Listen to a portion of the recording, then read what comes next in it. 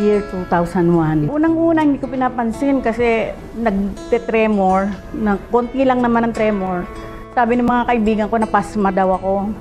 So okay lang, pinababayaan ko lang. Pero after 5 years na gano'n ang umalakas, tsaka sumasakit ang buo kong katawan mula ulo hanggang paa. Grabe, inside my brain parang pinipigayan.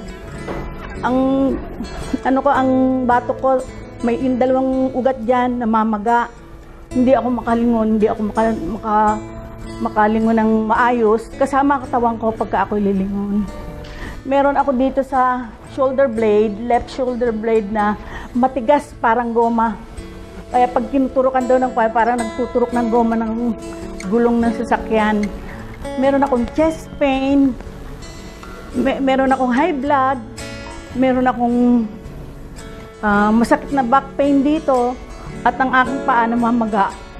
Parang yung aking alak-alakan namamaga. Hirap na hirap akong lumakad. Hirap na magsalita kagaya ngayon. So everything is painful from head to foot. Hirap na hirap ako for 10 years. Wala ang balance ko. Pag maglalakad ako, natutumba na lang akong ganun. Hindi ako makatayo. Pagka ako'y nahihiga, it takes 15 minutes for me to get up.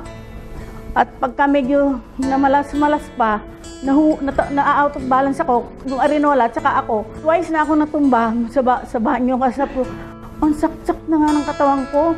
Tapos ganito pa, yung sufferings ko. Kasi wala na ba akong makukuhang anything that could address my Parkinson's? Wala akong maisip. Pero paborito ako ng mga networker. Pag nakitang gakalog-kalog ako, pupuntahan na agad ako, bibigyan ako ng produkto. Kaya nung dalawin ako ng aking mga kaibigan, na halos hindi na ako makakilos, sabi nga nila, "Tita, try mo lang.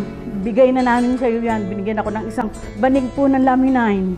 That was, ito lang April. Nung itry ko, nawala ang pain. Walang-wala yung pain ko sa utak, yung pain kong back pain dito, at saka yung aking hypertension, nag-normal, laboratory test ng aking blood test at saka sa urinalysis, puro normal. Except doon sa aking x-ray, ang nakuha nila, lumalaki daw po ang puso ko dahil sa pagod ng pagtetremor. So, sobrang hirap. Pero ngayon ako'y naglalaminine. Medyo galing kasi ako sa sakit, kaya malakas ang tremor. Nung ako'y maglaminine, malaking bagay po sa akin yung mawala ang pain at yung pag-asa na pwede pa pala ho akong gumaling. May bonus pa po. Nawala ho ang aking mga kulbot. Bumata daw ako ng 10 years. Ang maganda po, nung ho ako dyan ito, natutuho akong lumapit sa Diyos. Lord, pagod na po ako. Kung pwede po, bigyan niyo pa ako ng mahabang buhay para magamit niyo naman ako sa ministry. Yun ang naging hiling ko. Pero parang inutusan ko si Lord. Lord, pagalingin mo ako. Pag hindi ako pinagaling, magagalit ako sa Kanya. Ay sabi ko, kailangan po, kung pagagalingin niyo ako, total and complete recovery. Because I really wasted ng time ko eh. Nung bata-bata ako, hindi ako nakalapit kay Lord. Pero ngayon, natutuwa akong lumapit sa Kanya.